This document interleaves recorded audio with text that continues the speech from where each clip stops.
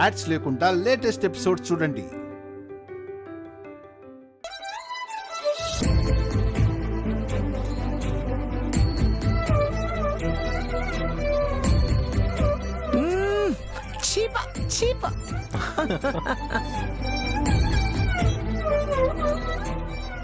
Madam,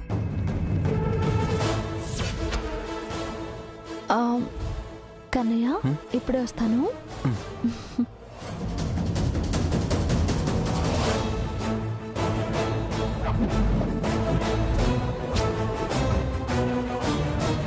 happy birthday rock star. Thank you. Rock star, నేను మీకు పెద్ద ఫ్యాన్ని. Happy birthday rock star. Thank you so much. Madam, మీరు చెప్పినట్టే మళ్ళీ ఏదో పార్సల్ వచ్చింది మేడం. మీకు తెలియకుండా ఏ గిఫ్ట్ సార్ దగ్గరికి వెళ్ళకూడదని చెప్పారు కదా, ఇదిగోండి అదే ఈ గిఫ్ట్. సరే, నువ్వు వెళ్ళు. Hi Prakash.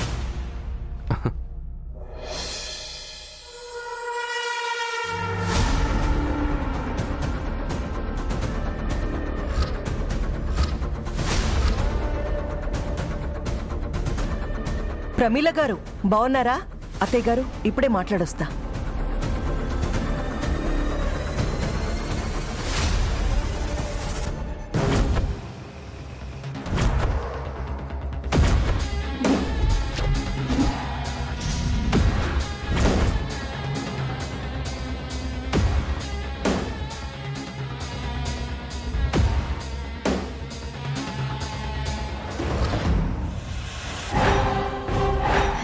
Death day Viraj, నీ చావుకి మరికొద్ది నిమిషాలే మిగిలిన్నాయి. Have a great health.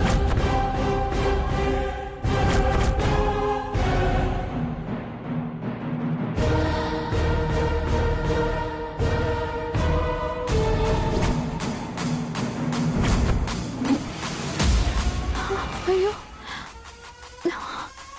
ఎప్పుడేం చేస్తారో తెలియట్లేదు, ఏం ప్లాన్ చేస్తారో తెలియట్లేదు. నా కన్నయ్యకేం కాకూడదు. Hi Prakash. Hi sir. Viraj. పిన్ని, తెప్పించిన ఫామ్లు తిప్పి పంపిస్తేనో, కేక్ను టేస్ట్ చేస్తేనో ప్రాణాలు రక్షించబడతాయా? చావు వచ్చే దారేదో మనకి తప్ప ఎవరికి తెలుసు? పాపం పిచ్చి చైత్ర చేతిలోనే చావును పెట్టుకొని ఊరంతా వెతుకుతుంది ఏదో చేసేద్దామని. ఇక దానికి చావు తప్ప బతికే ఛాన్సే లేదు.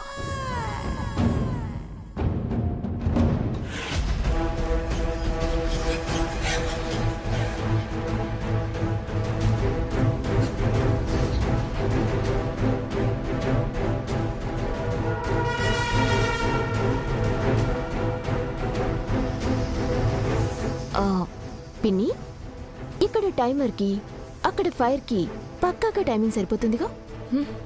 డౌటే లేకుండా. టైమర్లో 0 అలా రాగానే ఆటో స్పార్క్తో బెలూన్ ఒకటి బ్లాస్ట్ అవుతుంది. అలా దాని చుట్టూ ఉన్న టోటల్ బెలూన్స్ బ్లాస్ట్ అయి అందులో చిక్కుకుని మాడి మసైపోతుంది. Anaya, Viraj, he's mister Prakash. Hi. Hi sir. Happy birthday. Thank you so much. Sir, ఎప్పటి నుంచో మా కంపెనీ వరల్డ్ వైడ్ ప్రమోషన్ గురించి మీతో ప్రోగ్రామ్ ఒకటి ప్లాన్ చేస్తున్నాం, కానీ ఎందుకో కుదరటం లేదు. బట్ ఈసారి మాత్రం మీరు డేట్ ఇవ్వాల్సిందే sir. Prakash, you don't worry. మా విరాజ్కి ఇన్ని రోజులు ఏదో పర్సనల్ బిజీ వల్ల కుదరలేదు. ఇప్పుడు అన్నీ క్లియర్ అయిపోయాయి. రెడీ టు ప్రోగ్రామ్ అన్నట్టు సిద్ధంగా ఉన్నాడు. ప్రకాష్ గారు, డేట్ చూసుకుని ప్లాన్ చేద్దాం. ప్రకాష్, ఇక ప్రోగ్రామ్ రాకింగే. త్వరలో అన్ని ఏర్పాట్లు చేసుకో. Thank you sir.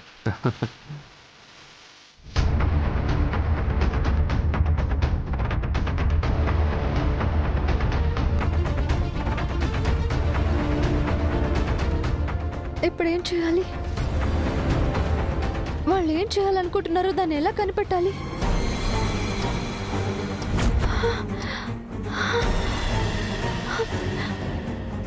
దేవుడా, 5 నిమిషాలు ఆల్రెడీ అయిపోయింది. టైం అయిపోవచ్చింది. ఒక్కో క్షణం గడుస్తున్న కొద్దీ పరిస్థితి మరింత దిగజారిపోతూ ఉంది. నేనేం చేయాలి ఇప్పుడు?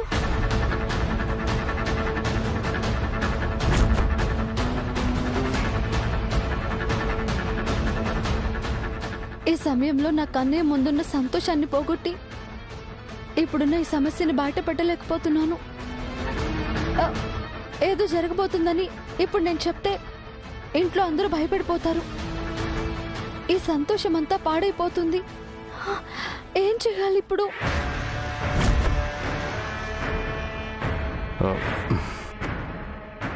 Okay bye. స్మైలీ, పిన్ని నేను ఇప్పుడే వస్తాను.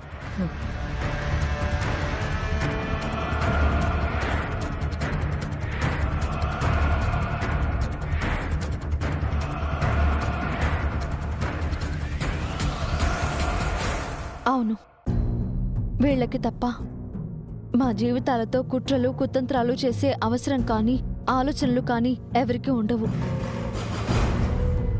ఈ ముగ్గురులో పృథ్వీ ఇక్కడ లేడు. వాడు లేకపోయినా వాడి ఆలోచనలని అమలు చేసేది స్మైలీ. ఇక హంస తను ఏం చేసినా స్మైలీకి తెలియకుండా ఏం చేయడు. సో స్మైలీ నోరు విప్పింది అంటే సమస్యని సాల్వ్ చేయొచ్చు. స్మైలీ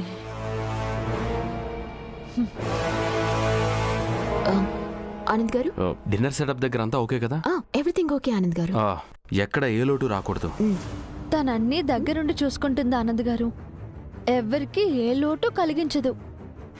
స్మైలీ, నీతో పనుంది, ఒకసారి రావా?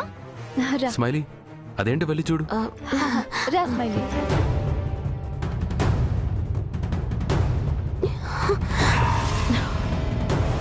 చైత్ర, ఏంటిది? అదే అడుగుతున్నా. మళ్ళీ మళ్ళీ ఏంటిది? ఏం చేయబోతున్నావో చెప్పు. చెప్పు. చైత్ర, ఫస్ట్ వదులు. చెప్పవే. ఏం చేయడం ఏంటి చైత్ర? విరాజ్ బర్త్డే కదా, ఆ సెలబ్రేషన్స్ జరుగుతున్నాయి. ఇంకా మేమేం చేస్తాం? చంపేస్తా. బుకాయించొద్దు, నా ముందు నటించొద్దు. నిజమేంటో చెప్పు. ఏం చేయబోతున్నారు? ఈ టైమర్ ఏంటి? ఇందులో ఇంకా 20 నిమిషాలు చూపిస్తోంది. ఇది 0 అవ్వగానే ఈ ఇంట్లో జరగకూడదేదో జరగబోతోంది. చైత్ర చైత్ర చైత్ర, నాకే పాపం తెలీదు.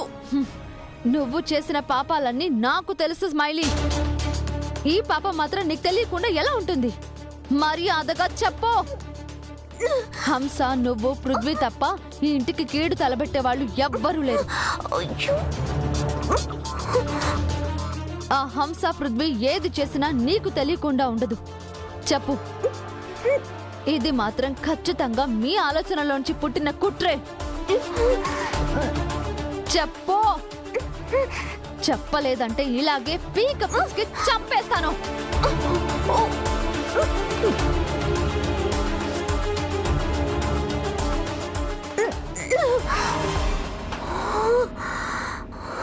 మర్యాదగా చెప్పు స్మైలీ, నిజం ఏంటి?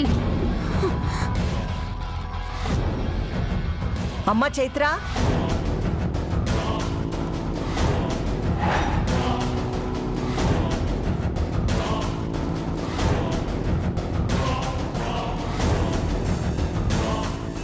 ఇక్కడేం చేస్తున్నావు చైత్ర? పనికిరాని విలువ తగ్గిన మనుషులకి కాస్త దూరంగా ఉండడం మంచిది. కాస్త దూరం ఏంటి అత్తయ్య గారు? కావాల్సినంత దూరంగా ఉంచాలని బ్రెయిన్ వాష్ చేస్తున్నాను. సరే సరే, ప్రోగ్రామ్ స్టార్ట్ అవుతుంది, త్వరగా వచ్చేయి. అలాగే అత్తయ్య గారు, వచ్చేస్తున్నాను.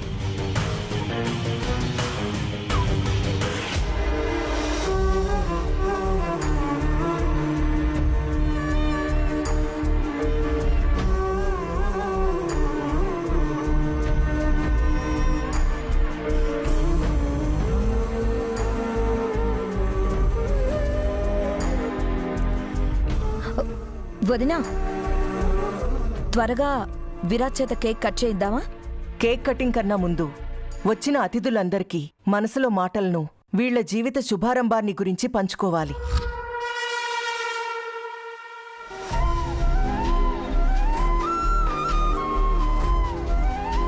ఆ ఆనందపు క్షణాల్ని సెలబ్రేట్ చేసుకుంటూ నా బిడ్డ పుట్టినరోజు వేడుకని కేక్ కట్ చేసి జరుపుకోవాలి.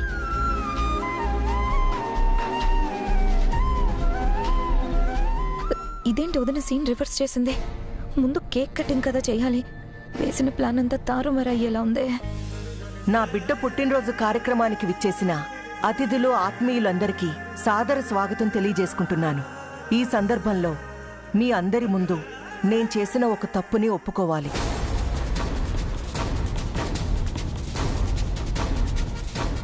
మామ్, ఇప్పుడు ఎందుకు అదంతా?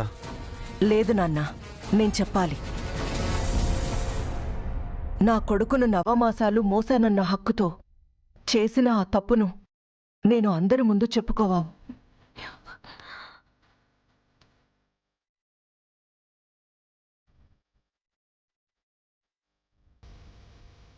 నాలాగా ఏ తల్లి తప్పు చేయకూడదన్న మంచి ఉద్దేశంతోనైనా నేను చెప్పుకోవాలి.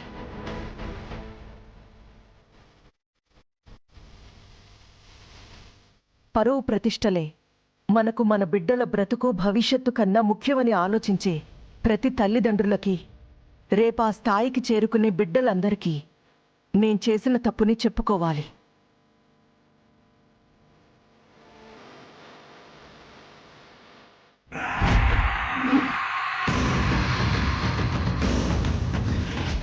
నా బిడ్డని నవమాసాలు మోసి కన్నాను. కానీ నేను ఆ అదృష్టాన్ని హక్కుగా చూస్తానని ఎప్పుడూ అనుకోలేదు. పెళ్లైన నా బిడ్డ 9 నెలల జీవితాన్ని నా చేతుల్లోకి లాగేసుకున్నాను. వాళ్ల సర్వస్వాన్ని, సంతోషాన్ని పేగుబంధంతో లాగేసుకున్నాను.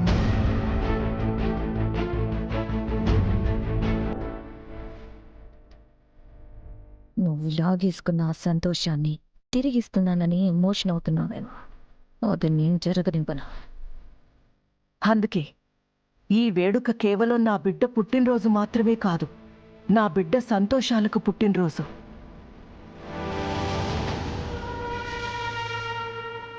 ఎస్, ఇది ఖచ్చితంగా నా తమ్ముడి సంతోషాలన్నిటికీ మరపురాని పుట్టినరోజు.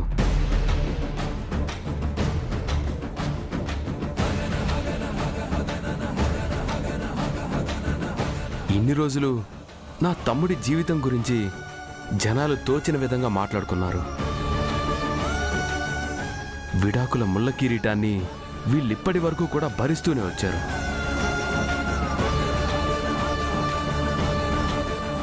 కానీ విరాజ్ చైత్ర అంటే ఏంటో నాకు మాత్రమే తెలుసు.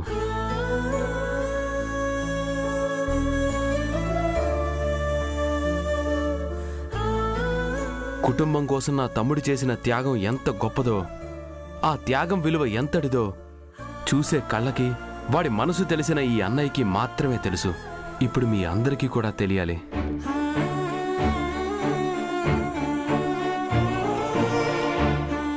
విరాజ్, వేళ్ళు చూపించిన వాళ్ళకి నువ్వేంటో తెలియాలి. వాళ్ళంతా తెలుసుకోవాలి.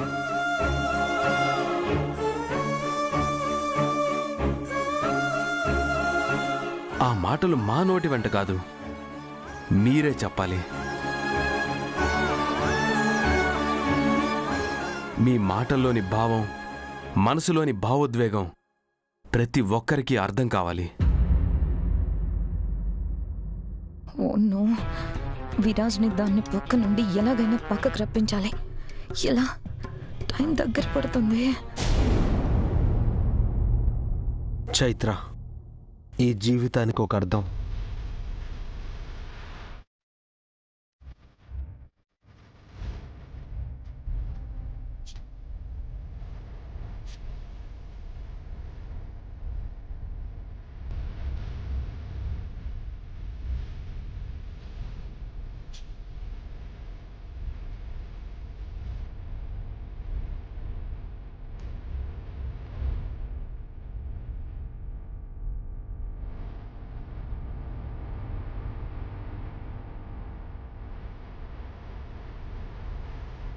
అటువంటి నా చైత్రని నేను అర్థం చేసుకోవడానికి తనతో ఎన్నో కన్నీటి రోజుల్ని ఖర్చు పెట్టించాను. కన్నయ్య, మాట్లాడినివ్వు. ప్రాణంగా ప్రేమించాను, కానీ పరిస్థితులు పగతో కోపంతో తన మెడలో బలవంతంగా తాళి కట్టించాయి.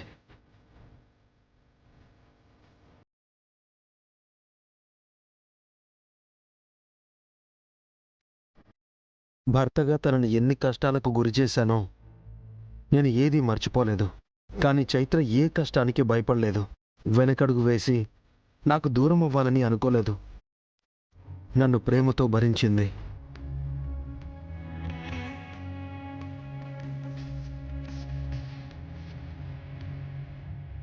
నేను తనను అర్థం చేసుకునే రోజు తప్పక వస్తుందని ఆశతో ఎదురుచూసింది.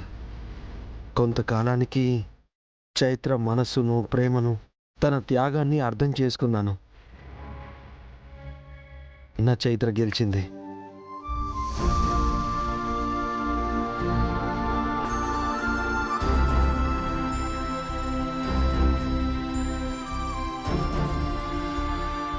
జీవితం తనతో సంతోషంగా సాగించాలి.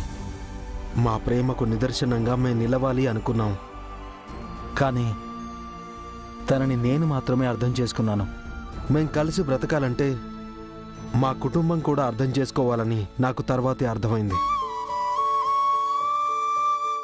అపార్థంతో ఉన్న వాళ్ళని ఒప్పించలేక ఓడిపోయాను.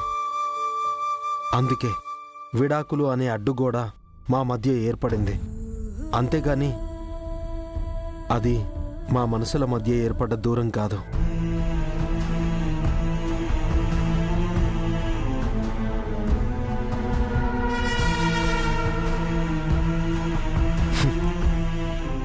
భార్యాభర్తలు కష్టసుఖాల్ని సమానంగా పాలు పంచుకుంటారు.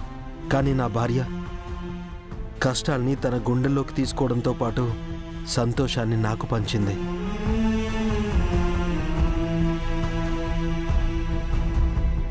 చైత్ర, నేనిప్పుడు మాటిస్తున్నాను, కష్టం నీ దరి చేరనివ్వను. నా ప్రేమే నీ సంతోషానికి కవచంలా ఉంటుంది. నిన్ను నా గుండెల్లో పెట్టి కాపాడుకుంటాను.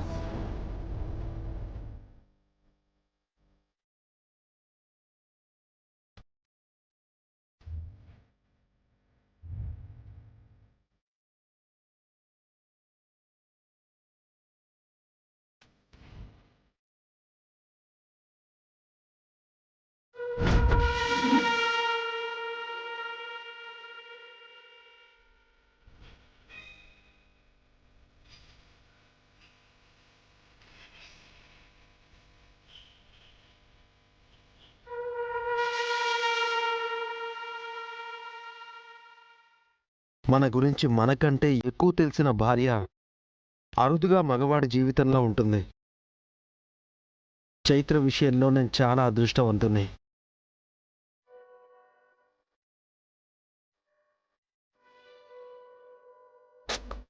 నాకంటే నా గురించి తనకే ఎక్కువ తెలుసు. భార్య అంటే భర్తలో సగం అంటారు, కానీ నాలో తనే సర్వస్వం.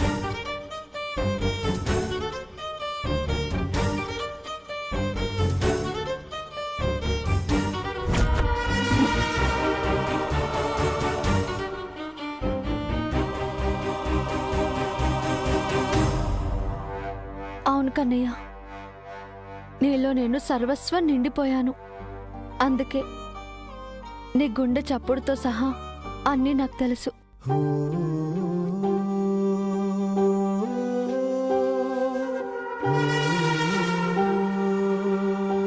నేను నడిపించే ప్రతి అడుగు నీ ఆలోచనే, నీ ధ్యాసే.